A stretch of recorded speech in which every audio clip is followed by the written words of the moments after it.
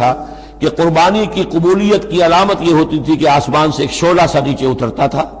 اور وہ اس کو بھسم کر دیتا تھا، گویا کہ اللہ نے قبول فرما لی۔ قال لاقتلنک، اب جس کی یہ قبول نہیں ہوئی تھی اس نے کہا اپنے بھائی سے جس کی قبول ہو گئی تھی حسد کی آگ میں جل کر میں تمہیں قتل کر دوں گا۔ قال انما يتقبل اللہ من المتقین، انہوں نے کہا بھائی جان اس میں میرا کیا قصور ہے، یہ تو اللہ تعالیٰ کا قاعدہ ہے، قانون ہے، وہ صرف متقیوں ہی سے قبول کرتا ہے۔ لئن بسطت الی یدک لتقتلنی، اگر آپ اپنا ہاتھ بڑھائیں گے مجھ پر، چلائیں گے مجھے قتل کرنے کے لیے، ما انا بباسط یدی الیک لیقتلک، تو بھی میں اپنا ہاتھ نہیں چلاؤں گا، نہیں بڑھاؤں گا کہ آپ کو قتل کروں، یعنی یہ ایک طرفہ قتل ہوگا آپ کا۔ انی اخاف اللہ رب العالمین، مجھے تو اللہ کا خوف ہے جو تمام جہانوں کا پروردگار ہے۔ انی ارید ان تبوء باسمی و اسمک، اور پھر میں چاہتا ہوں کہ اگر آپ مجھے قتل کر ہی دیں، اس انتہا تک پہنچ ہی جائیں، تو آپ اپنے گناہ کا بھی بوجھ اپنے سر لیں، میرے گناہ کا بھی بوجھ لیں۔ جو ناحق مقتول ہے وہ اس کے تو گویا کہ تمام گناہ اس قاتل نے اپنے سر پر لے لیے، تو میرے تو گھاٹے کا سودا نہیں ہے۔ What do I stand to lose؟ آخر میری کوئی خطائیں ہیں، میری کوئی غلطیاں ہیں، کوئی گناہ میں نے کیے ہوں گے، اگر آپ ناحق مجھے قتل کریں گے تو میرے ان تمام گناہوں کا وبال آپ کے سر آ جائے گا، تو میرے تو کوئی نقصان والی بات نہیں۔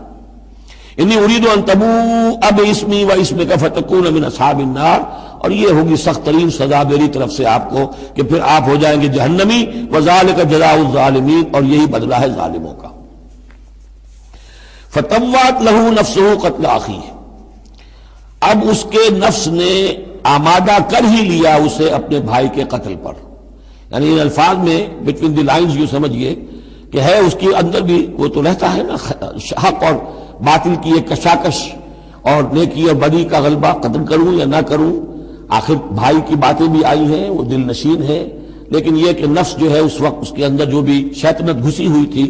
اس نفس نے اسے آمادہ کر ہی لیا اپنے بھائی کو قتل کرنے پر، فقتلہ، تو اس نے انہیں قتل کر دیا۔ فاصبح من الخاسرین، ہو گیا تباہ ہو جانے والوں میں۔ فبعث اللہ غرابا یبحث فی الارض، یہ پہلا خون ہے جو نسل آدم میں ہوا ہے۔ تو اللہ تعالیٰ نے کوے کو بھیجا، وہ زمین کو کرید رہا تھا۔ اب اسے قابل کو یہ سمجھ میں نہیں آ رہا تھا کہ میں کیا کروں، ابھی لاش جو ہے بھائی کی اس کو کیسے ڈسپوز آف کروں،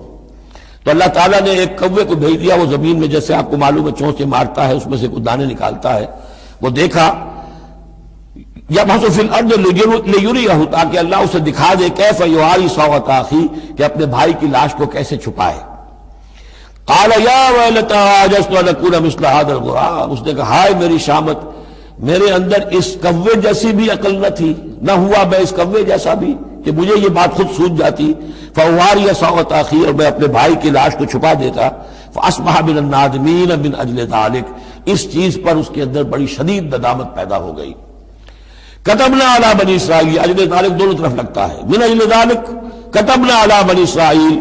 اور ہم نے اسی بنا پر بنی اسرائیل پر یہ بات لکھ دی تھی، قتل ناحق ہم نے تورات میں لکھ دیا تھا کہ یہ اتنی بری شے ہے کسی ایک انسان کا قتل کرنا بھی۔ کتبنا علی بنی اسرائیل انہ من قتل نفسا بغیر نفس و فساد فی الارض، اگر کسی نے کسی انسان کو قتل کیا بغیر کسی قتل کے قصاص میں، بغیر نفس، ہاں کسی نے قتل کیا، قتل کے جواب میں قتل کیا جائے تو یہ قتل ناحق نہیں ہے، یہ تو پھر قصاص کا قتل ہے۔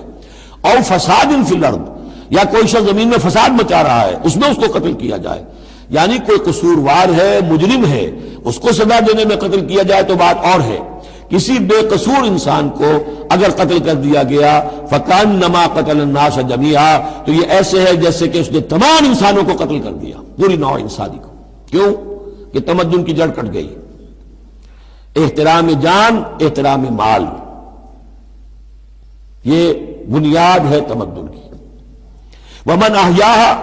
اور جس نے ایک انسان کی جان بچا لی فکأنما احیا الناس جميعا، تو گویا کہ اس نے پوری نوع انسانی کو بچا لیا۔ وَلَقَدْ جَاءَتْهُمْ رُسُلُنَا بِالْبَيِّنَاتِ، ان کے پاس ہمارے رسول آئے تھے واضح نشانیاں اور تعلیمات لے کر۔ ثُمَّ إِنَّ كَثِيرًا مِّنْهُمْ بَعْدَ ذَلِكَ فِي الْأَرْضِ لَمُسْرِفُونَ، لیکن اس کے بعد بھی ان میں سے بہت سے لوگ ہیں کہ جو زمین میں اسراف اور فساد اور دسترازی کرتے پھر رہے۔ انما جزاء الذین یحاربون اللہ ورسولہ، اب یہ وہ آ رہی ہے محاربے کی آیت ہے۔ اگر اسلامی ریاست ہے اور اس میں کوئی گروہ ہے جو فتنہ و فساد مچا رہا ہے، کوئی دہشت گردی کر رہا ہے، خون ریزی کر رہا ہے، قتل و غارت کر رہا ہے، راہزنی کر رہا ہے، ڈاکے ڈال رہا ہے، گینگ ریپ ہو رہے ہیں، تو ان کی سزا کیا ہے؟ انما جزاء الذین یحاربون اللہ ورسولہ، لیکن یہ اسلامی ریاست کی ہے جس میں اسلامی قانون نافذ ہوں۔ اصل میں سزائیں بھی جو ہے وہ اسی معاشرے میں جس میں کہ باقی سارا اسلام کا نظام بھی قائم ہو، ورنہ نظام یہ ہو جھوٹی گواہیاں دینے والے موجود ہوں، ایمان فروش موجود ہوں، ججوں کو خریدا جا سکتا ہو، اور اس میں یہ سخت قوانین بنا دیے جائیں، تو پھر اس سے جو نتائج نکل رہے ہیں وہ بجائے یہ کہ شریعت کو کوئی نیک نامی ملے، شریعت بدنام ہوتی ہے الٹی۔ تو پورا نظام، جیسا کہ میں نے کہا تھا کہ لا جو ہے قانون، وہ سسٹم کو سبسرو کرتا ہے۔ سسٹم صحیح ہو، اب وہ قانون صحیح جو ہے اسے سپورٹ کرے گا اور اسے برقرار رکھے گا، اس کی حفاظت کا ذمہ دار ہوگا۔ انما جزاء الذین یحاربون اللہ ورسولہ، یقیناً بدلہ ان لوگوں کا کہ جو محاربہ کرتے ہیں، چیلنج کرتے ہیں اللہ کو اور اس کے رسول کو، یعنی اسلامی ریاست کو، ویسعون فی الارض فسادا، اور زمین میں وہ فساد مچاتے پھرتے ہیں، ان یقتلوا، کہ انہیں قتل کیا جائے، بلکہ یقتلوا نہیں ہے، یقتلوا، ان کے ٹکڑے کیے جائیں، تقتیل، یقتلوا تقتیلا، اور یسلبوا، یا انہیں سولی چڑھایا جائے، اور تقطع ایدیہم وارجلہم من خلاف، یا ان کے ہاتھ اور پاؤں مخالف سمتوں سے کاٹا جائے، ایک ہاتھ کاٹ دیا جائے، ایک پاؤں کاٹ دیا جائے، اور ینفوا من الارض، یا انہیں ملک بدر کر دیا جائے، ذالک لہم خزی فی الدنیا، یہ تو ہے ان کے لیے دنیا کی زندگی میں رسوائی، وَلَهُمْ فِي الْآخِرَةِ عَذَابٌ عَظِيمٌ، اور آخرت میں ان کے لیے مزید بہت بڑا عذاب ہے۔ إِلَّا الَّذِينَ تَابُوا مِن قَبْلِ أَن تَقْدِرُوا عَلَيْهِمْ، سوائے اس کے کہ جو لوگ توبہ کر لیں اس سے پہلے کہ تم ان پر قابو پاؤ۔ ایک تو یہ ہے کہ توبہ کر لی ہے، ابھی وہ ڈاکو پکڑے نہیں گئے، پکڑے جانے سے پہلے توبہ کر رہے ہیں، اس میں رعایت کی گنجائش ہے، لیکن جب پکڑے گئے اب توبہ کا دروازہ بند ہو گیا۔ إِلَّا الَّذِينَ تابوا من قبل ان تقدروا علیہم، سوائے ان کے کہ جو توبہ کر لیں اس سے پہلے کہ تم ان کے اوپر قابو پاؤ، فاعلموا ان اللہ غفور الرحیم، تو ان کے ساتھ نرمی کی جا سکتی ہے، تو جان لو کہ اللہ تعالیٰ غفور اور رحیم ہے۔ یہی معاملہ کیا تھا حضرت علی رضی اللہ تعالیٰ عنہ نے خوارج کے ساتھ، کہ اگر تم اپنے غلط عقیدے پر قائم رہو میں تمہیں کچھ نہیں کہوں گا، لیکن تم اگر خون ریزی کرو گے، قتل و غارت کرو گے، تو پھر ظاہر بات ہے کہ میں تمہارے ساتھ رعایت نہیں کر سکتا، محض عقیدے کی حد تک میں تمہیں کچھ نہیں کہوں گا۔ یا ایھا الذین آمنوا اتقوا اللہ وابتغوا الیہ الوسیلۃ وجاہدوا فی سبیل اللہ لعلکم تفلحون، اہل ایمان اللہ کا تقوی اختیار کرو اور اس کی جناب میں اس کا قرب تلاش کرو۔ اس لفظ نے بھی کافی لوگوں کو پریشان کیا ہے۔ وسیلے کا لفظ اردو میں آتا ہے تو ذریعے کے معنی میں آتا ہے، وسیلہ ذریعہ، کسی تک پہنچنے کا ذریعہ، سفارش کے لیے کسی کو وسیلہ بنا لیا، کسی کو ذریعہ بنا لیا۔ عربی میں وسیلہ کے یہ معنی نہیں ہے، عربی میں وسیلے کے معنی قرب ہے صرف۔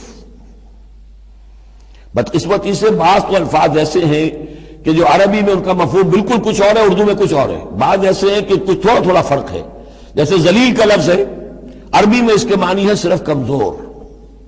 اردو میں اس کے معنی ہے کمینے کے۔ زمین و آسمان کا فرق آ گیا۔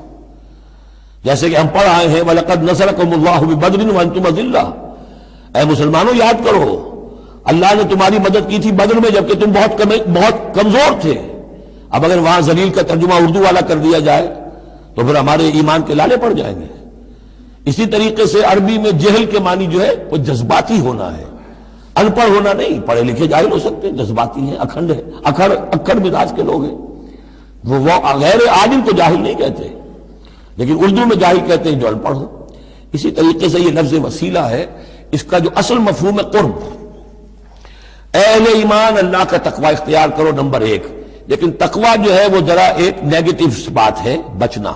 اللہ سے، اللہ کے غضب سے، اللہ کی ناراضگی سے، برائی سے بچنا، گناہ سے بچنا، نافرمانی سے بچنا، اللہ کے احکام کو توڑنے سے بچنا، یہ ایک منفی کانسیپٹ ہے۔ وابتغوا الیہ الوسیلہ، نہیں، آگے بڑھو، اس کا قرب تلاش کرو، تقرب، اس سے نزدیک ہو جاؤ، قریب سے قریب ہو جاؤ۔ لیکن اس تقرب کا ذریعہ کیا ہوگا؟ وَجَاهِدُوا فِي سَبِيلِهِ لَعَلَّكُمْ تُفْلِحُونَ، اس کی راہ میں جہاد کرو۔